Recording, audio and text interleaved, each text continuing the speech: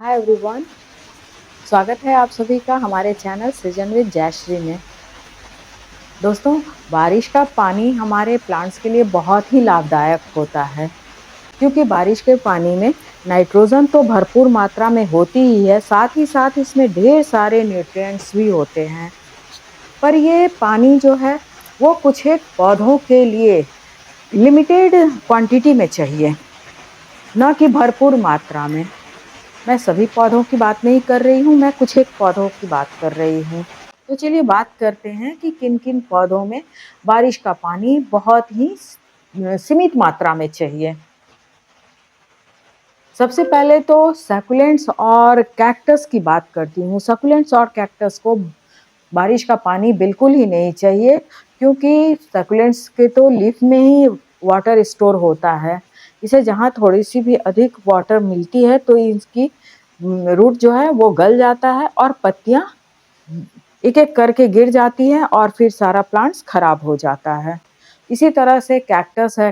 Cactus तो summer loving plant है ही, इसे भरपूर मात्रा में सनलाइट चाहिए होता है।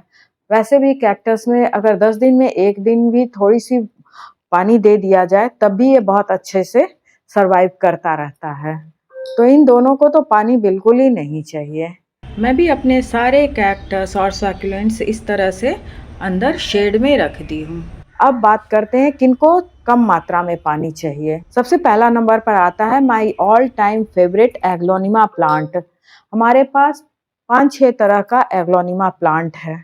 ये देखिए, इन सभी को मैं बस 2 दिन की बारिश दिखाकर, और ये देखिए हमने ऊपर ये शेड लगाया हुआ है, तो ये सारे एग्लोनिमा को मैं शेड में रख दी हूँ। क्योंकि एग्लोनिमा का स्टेम जो होता है ना वो बहुत ही ट्रांसपेरेंट होता है और नाजुक होता है। ट्रांसपेरेंट मीन्स इसमें पानी स्टोर होता है। इसको वैसे भी बहुत कम पानी की रिक्वायरमेंट होती है। एग्लोनिमा एक इंडोर प्लांट भी होता है। इसे बहुत लिमिटेड सनलाइट और वाटर की नीड होती है। इसमें ज़्यादा पानी पड़ेगा तो ये गल जाएगा, इसलिए बेहतर यही होगा कि आप इसे शेड में रख दीजिए या बालकनी के शेड में रख लीजिए, या अगर टेरेस गार्डन पर आपके शेड हो तो वहाँ रख दीजिए, या फिर इंडोर तो रख ही सकते हैं आप। दूसरा प्लांट जो है वो है अडेनियम। अडेनियम भी समर लविंग प्लांट है। इसमें भी पानी की बहुत कम रिक्वायरमेंट होती है। इसे जितना ज़्यादा धूप मिलता है उतनी अच्छे से ये ग्रो करता है और इसमें बहुत अच्छी फ्लावरिंग भी होती है। इसके कोडेक्स में ही बहुत ज़्यादा पानी स्टोर होता है। अगर इसमें ज़्यादा पानी डालेंगे तो फिर इसके कोडेक्स जो है वो गलने लग जाते हैं, जो कि इसकी ब्यूटी होती है। तो अडेनियम प्लांट को भी आप बारिश का 1-2 दिन का पानी दिखा दिए, उसके बाद आप इसे कहीं ऐसी जगह शिफ्ट कर दीजिए जहाँ की इसे बारिश का पानी ना मिले, यानी कि शेड में इसे भी आप शिफ्ट कर दीजिए। तीसरा प्लांट जो है वो है पर्पल हार्ट। पर्पल हार्ट भी एक सकुलेंट स्पीसीज का प्लांट होता है। इसकी पत्तियों में काफ़ी वाटर स्टोर होता है। इसे भी अगर ज़्यादा वाटरिंग की जाएगी तो ये गलने लग जाएगा और फिर ये प्लांट फिर खराब हो जाएगा। इसकी जो स्टेम होते हैं वो काफ़ी नाजुक होती है, बहुत हल्की-फुल्की होती है, इसलिए इसे ज़्यादा वाटर दिया जाएगा तो ये भी प्लांट गल सकता है। बेहतर यही होगा कि आप इस प्लांट को शेड में ही शिफ्ट कर दीजिए। इसे आप सीढ़ियों पर रख सकते हैं या फिर इंडोर भी रख सकते हैं। किसी भी वर्क टेबल पर भी आप रख सकते हैं। अब अगला प्लांट जो है वो है jade plant. Jade plant succulent species का प्लांट है। ये देखिए इसके मोटे मोटे लीव्स जो हैं इसमें वाटर स्टोर होता है। समर लविंग प्लांट होता है ये। इसमें वाटर की बहुत कम रिक्वायरमेंट होती है, क्योंकि इसके पास खुद का अपना वाटर होता है। इस प्लांट को अगर ज़्यादा पानी दिया जाएगा, इसकी लीफ जो है वो सारे ड्रॉप हो जाएगी और ये प्लांट बिल्कुल एक स्टेम स्टेम के रूप में ही रह जाएगा। हो सकता है स्टेम भी गल जाए। इसलिए इस प्लांट को सेव करना बहुत ज़रूरी है, और इसे सेव करने का एकमात्र तरीका है कि आप इसे जहाँ सनलाइट मिलता हो वहाँ रखिए, न कि इसमें वाटर दीजिए। बढ़ते हैं नेक्स्ट प्लांट की ओर। नेक्स्ट प्लांट है पाथोस, जिसे आमतौर पे मनी प्लांट के रूप में भी जाना जाता है। मनी प्लांट से तो आप सब वाकिफ़ होंगे, आप सबको पता ही होगा कि मनी प्लांट एक इंडोर प्लांट होता है। मनी प्लांट को भी बहुत कम वाटर की नीड होती है, तो आप इसे बेहतर होगा कि इंडोर ही रखें। ऐसी जगह रख दें जहाँ इसे थोड़ी सी हल्की सनलाइट भी मिलती रहे और इसमें वाटरिंग की भी नीड ज़्यादा ना हो। ये देखिए, मैंने भी इसे अंदर, घर के अंदर सीढ़ियों पर ही रखा हुआ है, क्योंकि बाहर रखने से ये इस पर ज़्यादा लाइट भी मिलेगा और फिर वाटर भी ज़्यादा मिल जाएगा और ये ख़राब हो जाएगा। तो आप बेहतर होगा कि मनी प्लांट को भी शेड में रखें या घर के अंदर रखें, वैसे भी ये एक इंडोर प्लांट है। नेक्स्ट है सेंसिवेरिया, जिसे स्नेक प्लांट के नाम से भी जाना जाता है। इसकी कई वेराइटीज़ आती है, तो सेंसिवेरिया को भी घर के अंदर ही रखिए, क्योंकि ये भी एक सकुलेंट स्पीसीज़ का प्लांट है। इसके इस लीफ में ही काफ़ी वाटर स्टोर होता है।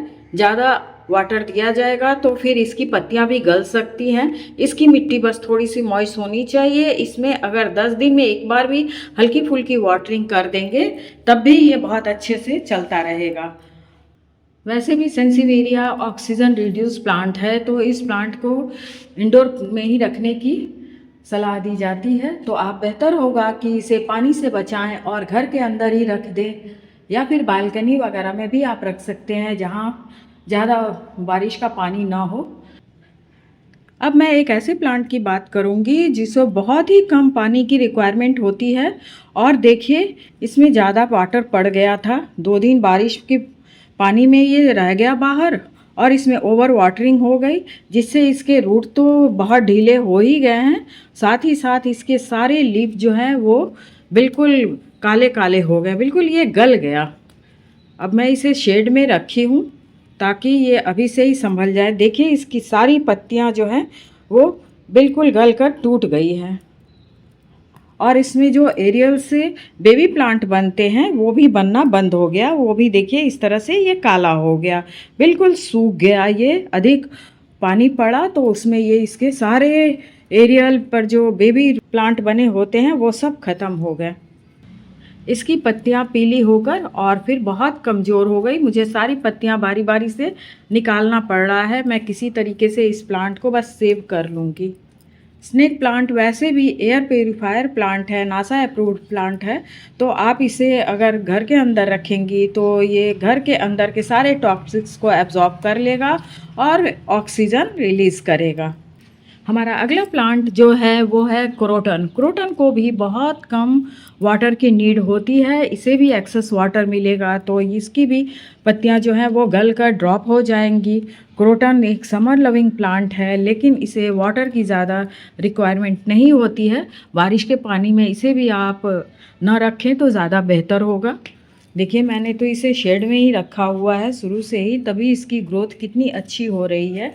क्रोटन तो वैसे भी बहुत अच्छा लगता है, क्योंकि इसकी ऑर्नामेंटल लीव्स जो है ना वो गार्डन में फ्लावर की कमी को महसूस नहीं होने देती है।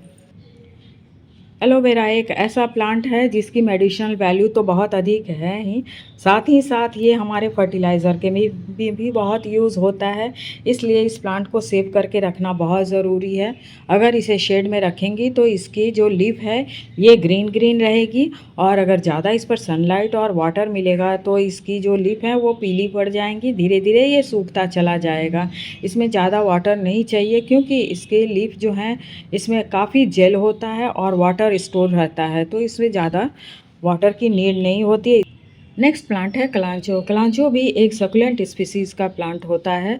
इसे भी अब सेव करने की ज़रूरत है ताकि ये नेक्स्ट ईयर पूरी तरह से फ्लावरिंग के लिए तैयार रहे। तो इसके लिए हमें इसमें पानी नहीं डालना है, पानी से बचा लेना है इसे, क्योंकि इसमें जब ज़्यादा ओवर वाटरिंग होगी तो फिर इसकी भी लीव्स येलो होकर ड्रॉप हो जाएगी। ये देखिए कितना अच्छा हेल्दी कलांचो बना हुआ है, क्योंकि मैंने इसे शेड में रखा हुआ है। वह अब इसमें फ्लावरिंग तो नहीं हो रही है, बस प्लांट भी हेल्दी बना हुआ है। इसी तरह से ये कलाथिया है। कलाथिया को मैं शेड में रखी हूँ, तब भी देखिए इसकी लीफ किस तरह से ये कर्ल हो रही है और ये साइड साइड इसके पूरे सूखने लगे हैं। कलाथिया को भी ज़्यादा पानी की रिक्वायरमेंट नहीं होती है। ज़्यादा पानी होगा तो ये एक बल्ब वाला प्लांट है, इसके बल्ब जो हैं वो बिल्कुल गल जाएंगे और फिर ये प्लांट पूरी तरह से ख़राब हो जाएगा। तो दोस्तों ये रही 10 से 12 ऐसे प्लांट्स जिन्हें बारिश के पानी से बचा लीजिए। इसे अभी से ही आप अंदर रख दीजिए, इंडोर रख दीजिए, ताकि ये बचा रहे प्लांट, नहीं तो फिर ये प्लांट बिल्कुल ख़राब हो जाएगा। आपको हमारी ये जानकारी कैसी लगी? वीडियो अच्छी लगे तो इसे लाइक और शेयर कीजिए। अगली बार फिर मुलाकात होगी एक नई और इंटरेस्टिंग वीडियो के साथ। तब तक के लिए बाय बाय दोस्तों। और अगर आपने हमारा वीडियो आखिर तक देखा है तो उसके लिए बहुत बहुत धन्यवाद दोस्तों। Please keep gardening and be healthy.